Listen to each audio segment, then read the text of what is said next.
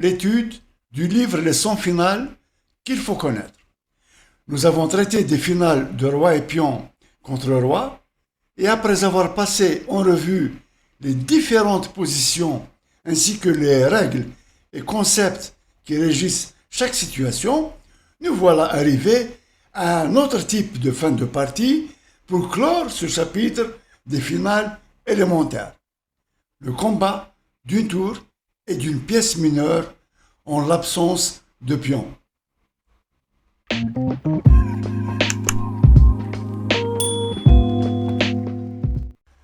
Commençons d'abord par la finale tour contre fou. Alors, en général, l'affrontement d'une tour et d'un fou s'achève par la nulle. Mais dans certaines positions, le camp faible doit faire attention si son roi est enfermé à la bande.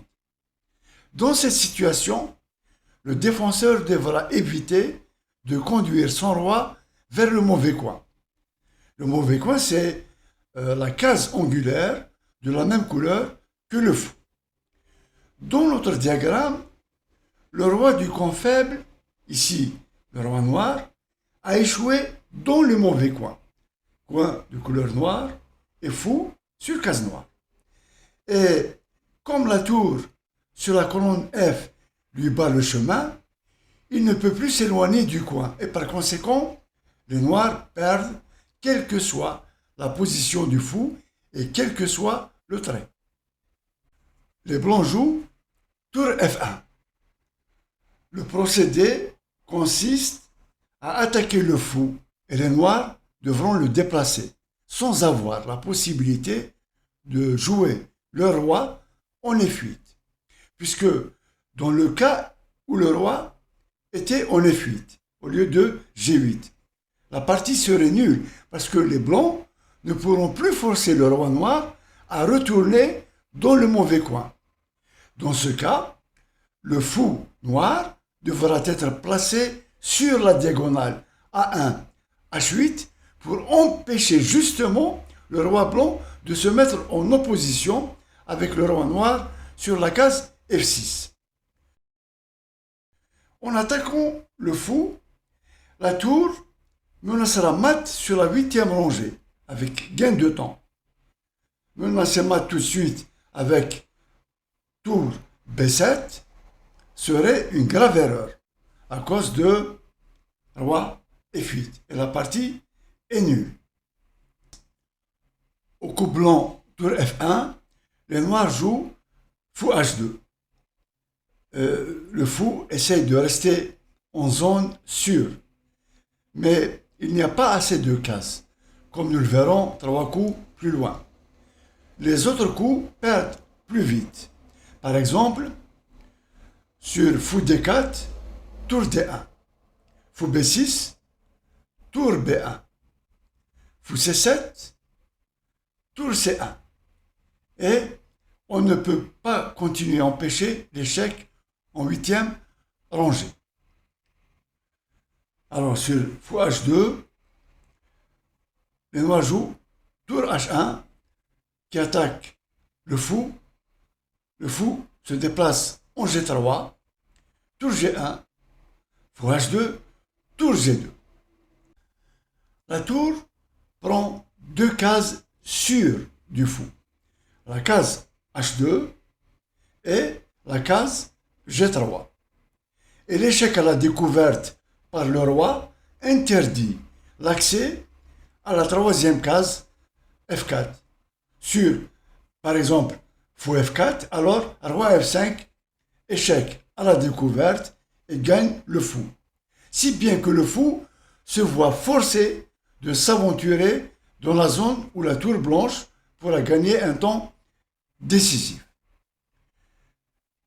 Les noirs jouent fou D6, tour D2, avec la menace tour D8, échec. Fou E7, empêche, tour D8. Tour C2. Fou F8, le fou en E7, interdit à son roi de venir en F8. Tour C8. Et c'est là justement que nous comprenons le sens du mauvais coin. Le roi noir est mat au prochain coup à cause de roi H8.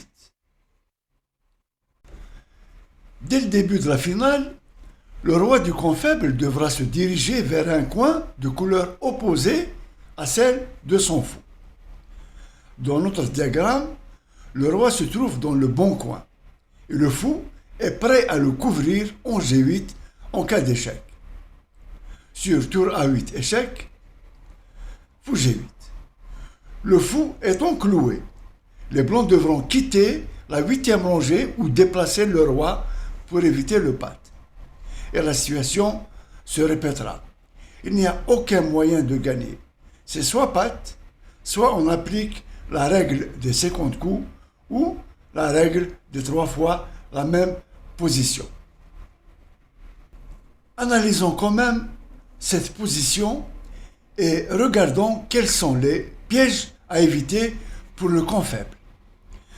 Sur tour A7, alors, fou B3, alors G6, fou C4. La seule précaution que doit prendre le camp avec le fou est de placer celui-ci à une distance suffisante pour donner échec sur la diagonale B1 H7 en cas de besoin. C'est-à-dire que si au lieu de jouer le fou en C4, les noirs avaient joué leur fou en E6, ça aurait été un très mauvais coup à cause de tour H7 échec, roi G8, tour E7 et les blancs créent une double menace, la prise du fou ou le mat en E8. Les blancs gagnent.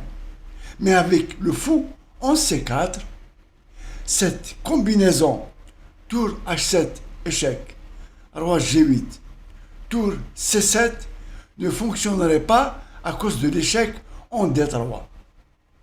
Revenons à la position de départ et analysons la suite après tour A8 échec, fou G8. Si les blancs jouaient roi G5, alors roi G7, tour A7 échec, roi H8, roi G6, fou C4, tour A3, fou D5, tour H3 échec, roi G8, tour E3, roi H8.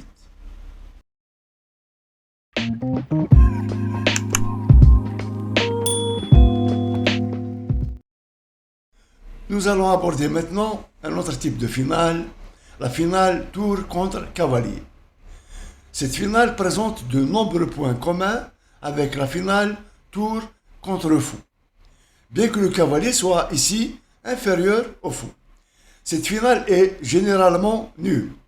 Il est préférable au roi du camp faible de rester au centre. Et même si ce roi est confiné au bord de l'échiquier, nous pouvons dire que dans la majorité des positions, cette finale aboutit à la nulle avec bien sûr cette règle importante à appliquer. Il est hautement recommandé de garder le cavalier près du roi. Quand le cavalier s'écarte de son roi, on peut perdre. Dans cet exemple, nous sommes en présence d'une position où le roi du camp faible, ici le roi blanc, et le cavalier sont relégués à la bande, mais pas dans le coin. De plus, cette position est de grande importance théorique parce qu'elle provient souvent de la lutte tour contre pion, ainsi que nous le verrons dans le chapitre à venir avec la partie Gatakamsky contre Étienne Bacrot jouée en 2006, qui aboutit à une finale tour contre cavalier. Quand le cavalier et le roi sont tous les deux à la bande, il faut essayer de garder le cavalier près de son roi et éviter de l'éloigner. Le cavalier, loin de son roi, risque d'être encerclé par le roi et la tour adverse, et dans ce cas, il sera perdu. Pour gagner, le camp attaquant doit soit créer des menaces de mat conduisant à la victoire du cavalier, soit forcer le cavalier à s'éloigner de son roi, puis l'encercler et le vaincre. Dans notre diagramme, les blancs jouent cavalier F2, échec. Roi E3. Bien sûr, le cavalier F2 est un coup forcé. Il faudrait surtout pas jouer au premier coup le roi en F1. Sinon, tour A1. Roi E1, les noirs font un coup d'attente, tour B1, et là, le roi blanc doit quitter son cavalier et perdre. Donc, cavalier F2 échec, roi E3, deuxième coup, cavalier D1, échec. Le cavalier revient au D1 et se met à côté de son roi. Alors, sur roi F3, maintenant, les blancs ont le choix entre deux coups qui peuvent mener à la même position du roi en E1 et de son cavalier en D1, quelques coups plus tard. Alors, il y a soit le roi en F1, puis au prochain coup, le roi reviendra en E1. Il y a aussi cavalier en C3. Et à son prochain coup, il reviendra en D1. Notons qu'au troisième coup des blancs, c'est le seul moment où le roi et le cavalier se séparent temporairement. Voyons ce qui se passe si le cavalier, au lieu de revenir en D1 et se placer à côté de son roi, décide de s'aventurer loin sur la case D5. Ce serait une grave erreur, puisque le cavalier sera pourchassé et capturé. Les noirs doivent commencer par restreindre les mouvements du cavalier et compléter la manœuvre d'enfermement par des coups tactiques, attaque double, clouage. Et maintenant, si les blancs jouent cavalier C3 et sur tour C2, ils jouent le cavalier en D5. Les noirs jouent tour C4, ce qui empêche le cavalier de se replier par la case B4. Alors les cases qui restent au cavalier l'éloignent encore plus de son roi. Sur cavalier B6, si cavalier F6, tour D4 prend presque toutes les cases au cavalier.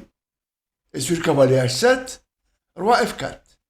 Cavalier F8, roi F5. Et le cavalier est perdu. On revient. Sur le cinquième coup des blancs, cavalier B6, les noirs jouent tour B4. Cavalier C8. Alors là, si cavalier D5, tour E4 échec.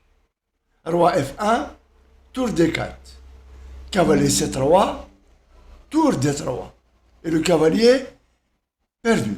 On revient donc au sixième coup des blancs, cavalier C8. Et là, tour B7. Tous les coups du cavalier sont empêchés directement ou indirectement. Sur cavalier D6, tour E7 échec. Roi F1, tour D7.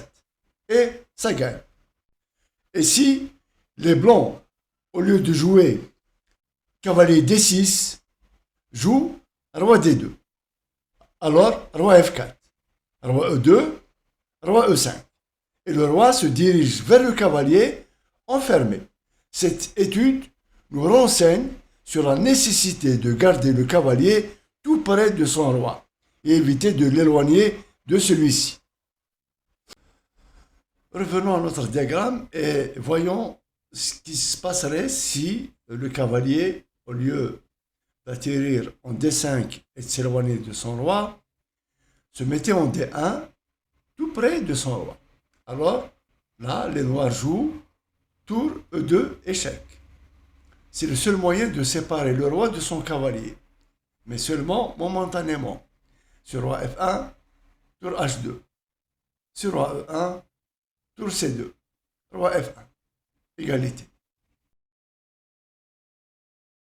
Mais tout change si le roi et le cavalier sont dans le coin de l'échiquier. Peu importe lequel occupe la case d'angle, le roi ou le cavalier.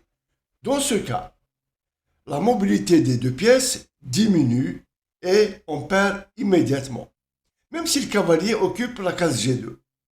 Une case particulièrement malheureuse pour un cavalier.